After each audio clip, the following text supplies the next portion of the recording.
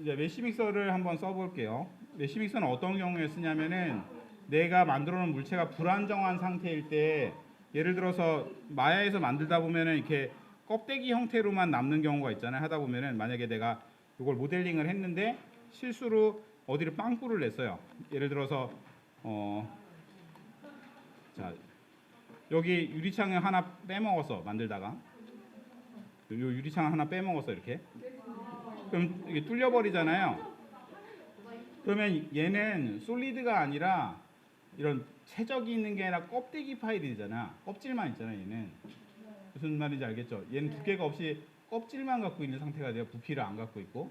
그래서 이렇게 된 경우에는 사실은 에러가 나서 이 차체가 뽑히지 않는 경우가 발생을 해요. 출력이 안 되는 경우가 생길 수가 있어요. 일부러 에러된 파일을 저장을 해볼게요. 세이브 에즈에서 카6 에러라고 저장을 해볼게요. 카6 er 에러 프린트라고 저장을 했고, 그리고 다시 셀렉트하고 파일 익스포트 셀렉션 obj로 카6 익스포트 에러라고 저장해 볼게요. 잘못된 파일을 만들었어요, 일부러. 자, 그러면은 이걸 저장을 하고 닫고, 자, 이거를 메쉬 믹서에서 한번 열어볼게요. 자, 메쉬 믹서를 한번 켜볼게요. 자, 메쉬 믹서는 여러분들이 좀 더 쉽게 오브젝트들을 붙이고 뭐 이렇게 변형하고 이렇게 하는 스컬프팅 툴 개념의 툴인데, 이제 좀 더 쉽게 최적화를 할 수 있는 그런 덩어리를 만들어주는 그런 프로그램이요. 자, 메쉬 믹서를 켜고 임포트를 해야 되겠죠. 처음에 우리가 마에서 만든 걸 가져와야 되니까 임포트를 누르고, 그리고 에러 났던 파일을 한번 불러볼게요. 카6 익스포트 에러, 이게 지금 방금 빵꾸 뚫어서 창문 뚫어갖고 만든 파일이죠. 창문 뚫린 파일. 자, 요거를 불러볼게요. 자, 이걸 부르고 옆으로 돌아가 있죠, 지금. 여기 돌아가 있죠, 똑같이 이렇게. 여기 뚫려서 지금 창문 뚫린 게 보이죠, 여기. 창문 뚫린 게 보이고. 일단은 똑같이 90도 돌려야 되겠죠, 이거를. 90도 돌리는 방법은 에디트에 있어요. 얘는 피봇을 제어하는 게 아니라 이 버튼을 누르고 수치를 넣어서 돌리게 돼 있어요. 약간 CAD 같은 개념으로 돼 있어요. 에디트를 누르고 돌려야 되니까 트랜스폼 항목으로 가는 거예요. 에디트에 트랜스폼. 에디트에 트랜스폼으로. 약간 직관적으로 쓰기엔 약간 더 복잡한 면이 있어요. 트랜스폼 켜고 90도를 돌려야 되니까 이제 축을 잡고 이렇게 돌리면 되는데, 스냅핑을 거는 게 좋겠죠. 이너블 스냅핑을 체크를 하시고, 여기 이너블 스냅핑을 체크를 해놓고 돌려요. 축을 잡고 돌리면 이렇게 돌아가죠. 그래서 이 각도기에다 갖다 대면 이제 각을 정확하게 맞춰서 돌릴 수가 있어요. 지금 90도 맞춰서 돌렸어요. 90도 돌렸고, 그리고 위에 이렇게 얹어놓을 수가 있죠.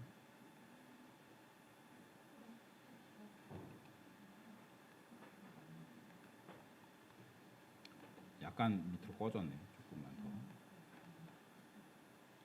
더. 자, 그러면은 다 변형이 됐으면은 accept 버튼을 눌러줘야지 적용이 돼요. 이 상태에서 캔슬해버리면 다시 90도로 이렇게 서요. accept. 자, 이런 식으로 이제 면이 에러가 난 경우에, 이게 에러가 났잖아요, 이렇게. 에러가 난 경우에 해결하는 방법은, 밑에도 약간 깨져 보이고 살짝 이렇게. 이걸 해결하는 방법은 make solid라는 옵션을 쓰는 거예요. 에디트에 보면 make solid라는 옵션이 있어요. 이거는 이렇게 껍데기인 물체를 막아가지고 덩어리 상태로 다시 완전히 새로 제너레이트를 해주는 거예요. 바깥쪽 형상은 유사하지만은 안에 메쉬를 완전히 재구성해서 밀폐된 덩어리로 다시 만들어주는 기능이에요. make solid. 그래서 이걸 make solid를 한번 해볼게요. make solid를 켜고, 막혔죠 지금. 그렇죠? 막혔는데 이게 디테일이 별로 안 좋잖아. 이 찌그러졌죠. 찌글찌글이기만 자글자글해졌어요. 그래서 이 자글자글한 이런 상태를 보통은 얘가 그 약간 유선형이거나 유기체인 경우에 이런 식으로 되는 게 문제가 없는데 얘는 지금 유선형 물체가 아니라 이렇게 각이 직선으로 있던 물체잖아요. 그래서 이런 디테일들이 중요한데 그 부분이 제대로 처리가 안 되니까 여기를 제대로 처리하기 위해서 솔리드 타입을 바꿔주는 거예요. 지금은 그냥 고속 처리를 했었는데 그게 아니라 직선형이 그대로 남아있게 하기 위해서 샤프 엣지 프리저브를 켜는 거죠. 뾰족한 엣지를 최대한 살려서 변형하는 방식으로 솔리드 타입을 샤프 엣지 프리저브를 켜고 솔리드 애큐러시 정교함의 정도를 덴시랑 애큐러시를 300 정도로 향상시키는 거예요. 300 덴시도 300 올리게 되면 이제 컴퓨터가 오래 걸리긴 하지만은 이렇게 해서 업데이트를 한번 눌러줘 볼게요. 업데이트를 누르면은 이제 더 정교하게 원형에 가깝게 만들어 주는 거예요. 업데이트를 누르고 한 1분에서 40초 정도를 기다리면은 얘가 다시 면을 새로 다 재구성해서 다시 만들어 줘요. 조금 기다리면 화면이 나올 거예요. 아직 안 나오는데 나왔죠 이제. 자 보면은 이제 막히고 모서리도 이제 샤프해졌죠. 뾰족하게 약간 찌글거리긴 하지만 아까 전보다 훨씬 샤프하죠. 다 됐으면 억셉트 하시고 자 그리고 이 물체가 지금 되게 작기 때문에 물체를 조금 더 크게 만들어 볼게요. 크기는 에디트의 트랜스폼의 스케일을 바꾸면 되겠죠. 스케일을 조금 키워서 스케일을 좀 이렇게 키워서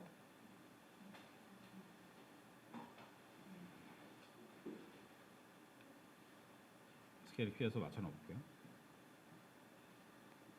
스케일은 어차피 큐라에서 다시 맞출 수가 있기 때문에 사실은 뭐 그렇게 의미가 있지는 않아요. 지금 보면은 이제 물체를 다시 다 재구성해서 이런 엣지들이 약간씩 이렇게 R값이 이렇게 동글동글하게 다 처리가 됐고 출력했을 때 깨끗하게 나오게 물체를 한 덩이로 이렇게 만들어줬어요. 자동으로. 대신에 문제가 뭐냐면은 우리가 요 부분 같은 경우에 이 부분이 원래 한 덩이가 아니었잖아요. 여기가 원래 네모난 결을 쭉 넣어서 그릴처럼 만들었던 거였는데 가까이 이렇게 촘촘하게 붙인 것들은 자동으로 이렇게 붙여버려서 디테일이 없어질 수가 있어요. 디테일이 없어진 대신에 표면이 견고하게 처리가 되는 거죠. 억셉트하고 요것도 이제 파일 익스포트해서 그래서 STL로 익스포트를 할 수가 있어요. STL 파일로 만들고 이거를 카6 픽스드로 저장을 해서 카6 픽스드로 저장을 하고 그리고 SD 카드에다 한번 저장을 해볼게요.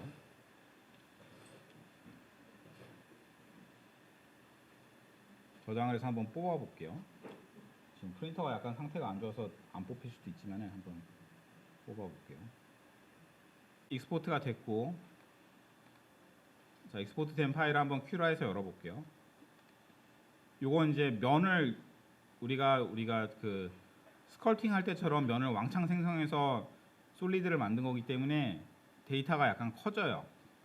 그래서 큐라에서 열 때도 약간 시간이 좀 더 걸릴 수가 있어요. 큐라에서 이 원래 만들었던 오브젝트는 지우고 파일, 오픈 파일, 바탕화면에 아까 카 STL 픽스드라고 했던 새로 만들었던 익스포터 6 픽스드 요게 지금 만든 거예요. 카6 픽스드가 방금 메쉬믹서에서 새로 생성한 파일이에요. 요거를 한번 열어볼게요. 요거를 열기. 그러면 방향 조정까지 마쳤기 때문에 이번에는 90도로 서 있지 않고 수평이 맞는 상태로 들어올 거예요. 요 안으로. 3D 프린팅이라는 게 생각보다 손이 많이 가는 작업이에요. 일반 프린터처럼 금방 되면 좋겠지만 그러면 이제 모델이 들어왔고 사이즈를 조금 더 키울게요. 사이즈를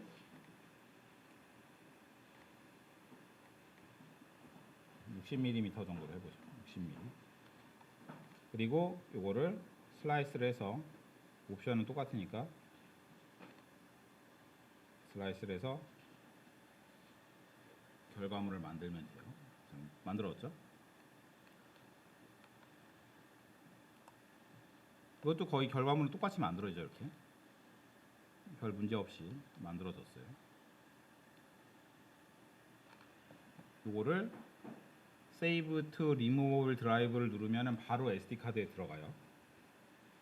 요걸 SD 카드를 내 컴퓨터에 꽂은 상태로 요걸 누르면은 자동으로 SD 카드에 들어가는 거고, 그게 아니라 Save to File 하면 내 하드디스크에 저장을 하고 그걸 카피해 넣는 거예요.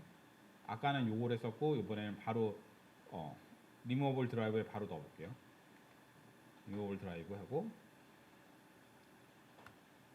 어이구. 자, 저장이 됐죠. 카픽스드 G 코드로 저장됐다고 나오고 이젝트 할 거냐고 물어보죠. 이거 밖으로 꺼낼 거냐. 이젝트 누르면